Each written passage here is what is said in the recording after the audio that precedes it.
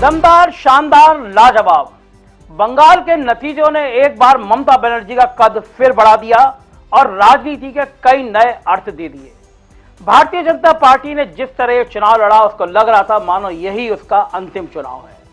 प्रधानमंत्री नरेंद्र मोदी, अमित शाह, सारे केंद्रीय मंत्रिमंडल, पूरे देश के कार्यकर्ता, ऐसा लग रहा था बंगाल को फतेह करना ही है। बहुत बड़े राजनीतिक अर्थ भी थे इसके।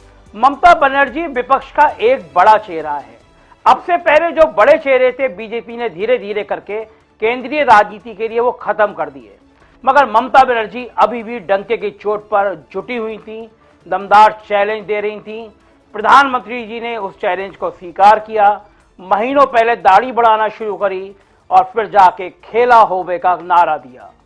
बंगाल में कुछ मतलब इसलिए भी अर्थ निकलते हैं कि पहली बार बंगाल का चुनाव प्रधानमंत्री नरेंद्र मोदी के लिए इस मायने में भी दुखदायी साबित हुआ कि अंतर्राष्ट्रीय मीडिया में इसी चुनाव को लेकर उनकी तीखी आलोचना हुई। बंगाल की रैलियों में दीदी ओ दीदी, और इतनी भीड़ तो मैंने कभी नहीं देखी भाइयों और बहनों, इतनी भीड़ मैंने कभी नहीं देखी। एक तरफ ये नारे लग रहे थे और दूसरी तरफ देश में कोरोना से लोग मर रहे थे, उन्हें ऑक्सीजन नहीं मिल रही थी। इस बात को लेकर पूरे अंतर्राष्ट्रीय स्तर पर आलोचना हुई कि देश के प्रधानमंत्री को क्या हो गया है, लेकिन भाजपा को यकीन था कि वह चुनाव जीतेगी और बंगाल में अपना परचम लहराएगी। ममता बनर्जी इतने बम्पर तरीके से चुनाव जीतेगी, इसका अंदाजा किसी को नहीं था। कुछ टीवी चैनल तो उनको 60 से 70 सीटें तक दे रहे थे, लेकिन माना जा रहा था ये टीवी चैनल तो प्रायोजित होते हैं। तो बंगाल की राजनीति के अर्थ ये बहुत महत्वपूर्ण है कि ममता बनर्जी का कद देश में बढ़ गया है।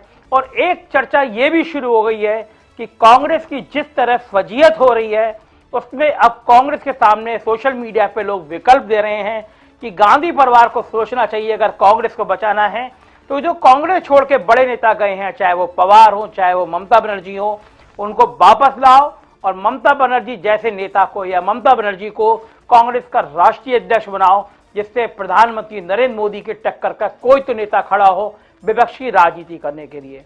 भाजपा के लिए यह मुसीबत भरा सबब यह भी है कि बंगाल में हिंदू मुसलमान कार्ड नहीं चला। काफी कोशिश की गई, भड़काऊ बयान देने के लिए आग उगलने वाले नेताओं को वहां भेजा गया। आज शाम तक जब रिजल्ट आएगा तो हम ये भी देखेंगे जो 5 ब्रांड नेता, जो आग उगलने वाले नेता जिन जिन विधानसभाओं में गए थे, उनमें उनकी जीत हुई या हार हुई।